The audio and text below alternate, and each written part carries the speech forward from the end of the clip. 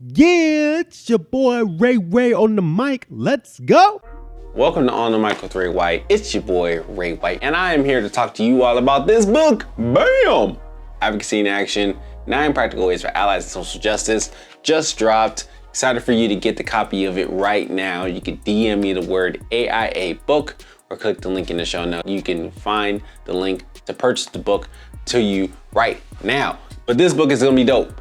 For those who are often asking the questions, what can I do when you see social injustice within your community? Especially for those people who have been asking the question since 2020 with the death of George Floyd, Ahmaud Arbery, and Breonna Taylor, during those very impactful times when Black lives were being seen and constantly on social media through the lens of death, despair, and oppression.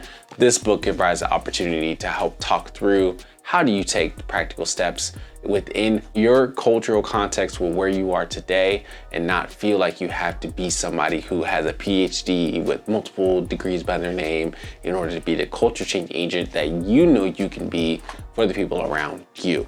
So the past 2 episodes talks about why I wrote the book and the positioning, which is truly important for us to understand where we are within the social justice space. And we're continuing this series, but talk through the different aspects of the book so you can get awareness of what this book is about, as well as for you to start taking the actions necessary to become that social change agent within your space. This particular episode, we're gonna dive deeper into our culture of influence. Now, like I've explained in the previous episodes, which I'll link in the show notes, there's 3 circles that we have the most influence in. Our personal circle, which I call the inner circle, right? The intrust circle, which is our monocultural spaces and the people that we engage with from a shared identity lens, and then a multicultural space, which I call the intercultural circles. Those are the circles where we are engaged in the multicultural, multi-ethnic, multi-generational spaces when it comes to engaging and building relationships with the people around us. Relationships is going to be a key thread throughout every circle that you encounter. You have to build relationships with yourself, with your peers, and with others, and be able to navigate those things when it comes to understanding how to overturn oppression, social injustice, social inequity within your spaces. Culture change starts with you. And if you're unable to do that and build a strong relationship with yourself, it's gonna be really difficult to become a culture change agent and be an advocate within the spaces that you are currently positioned in. So as we talk about this episode, the circle of influence, one of the circle of influences, the first one that's described in this book, is the inner circle. Now, the 3 different actions that we talk about essentially are how to get educated, uproot biases, and see yourself as not a savior. And I want to dive deeper into the biases chapter of this book. We all have biases. We all have a perspective and a worldview that has shaped the way that we see the world around us. Now, I am from LA, I live in Oregon, and when I first moved to Oregon, everybody had a bias against a person who was from California. They were uprooting, Californians are constantly taking over the state of Oregon, which I was like, yo, why you hate on Californians? And it's kind of true, because now every time I look, I'm meeting a new Californian, and we are just populating Oregon. But that type of worldview and bias has come to play a role in the way that people see somebody from a different state. And it kind of changes the relationship and the dynamic as well, because if you have that filter in the way that you see somebody, it's hard to make the connections, hard to build relationships and build empathy when it comes to any type of social injustice that is occurring around us. So when Ahmaud Arbery was running around in his neighborhood and trying to get a workout in, but 2 non-Black individuals gunned him down, there was a particular bias that they had about Ahmaud Arbery because of the color of his skin, and that created this action where they felt compelled to do something about him being present in that space and ultimately ending his life. And to the both extremes of whether you live or how you are, your skin tone within this space, all play a role in the relationships that we have and how we build strong relationships with one another.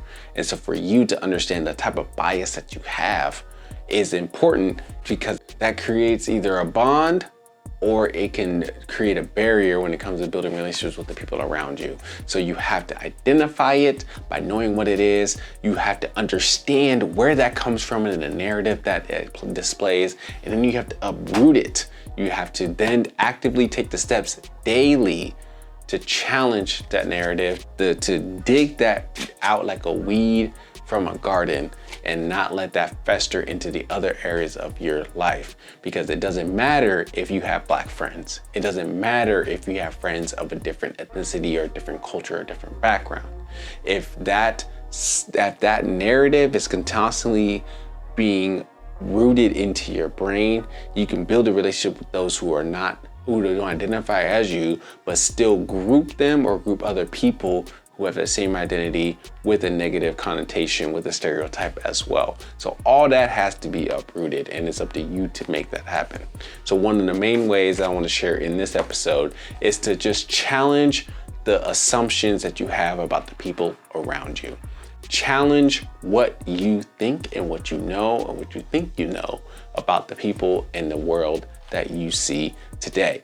And if you watch the news, or if you read social media, or you see some event that's occurring, and it's definitely an event that may not directly tie to your identity, if another Black body is dying or being prosecuted within your social media networks and you see it on a regular basis, I want you to take a step back and challenge the feelings and the narratives that you think about when you see that image. What do you get a sense of remorse? Do you get a sense of anger? Do you get a sense of judgment? Do you get a sense of righteousness? Like what rises within you? And explore why that feelings come into play, or explore why a particular narrative comes about when you think about an identity being persecuted or an oppression that's occurring to another social group. Is that narrative one that has been fostered through your upbringing and through the stories and the videos or the resources that you read on a regular basis? Is the one that was challenged early on and you've been working, actively making the steps to challenge that on a regular basis that doesn't impede your ability to see somebody's dignity and worth? What does that look like? That's the work that you have to take when it comes to becoming an advocate within this space. And notice how I said, this is the work that you need to take to become an advocate in this space, because that is what advocacy work looks like. You can't just step out and be a person that is working to make this change without doing the work yourself and understanding where your heart is and where your mind is when it comes to the relationships and your understanding of the people around you. So you have to challenge your assumptions, you have to uproot your biases, and that is one of the tactics out of the three that is within the intercultural circle of influence that you have for you to be an advocate today in social justice. So pick up the book, Advocacy in Action, 9 Practical Ways in Social Justice. There's 8 others that are really in here to help you become an advocate in this space, with reflective questions for you to think through and process so you can navigate this within your space. And then you can also ask those questions to your friends too, to say, yo, how are you uprooting biases within your space when it comes to building relationships with the people that do not identify with you socially? So pick up the book, AIA book, DM me that word, or click the link in the bio and you can get the link as well to pick it up yourself. And I'm super excited to hear what you think and what ways that you're becoming an advocate within your space, because culture change starts with you. So pick up the book today. Let's go.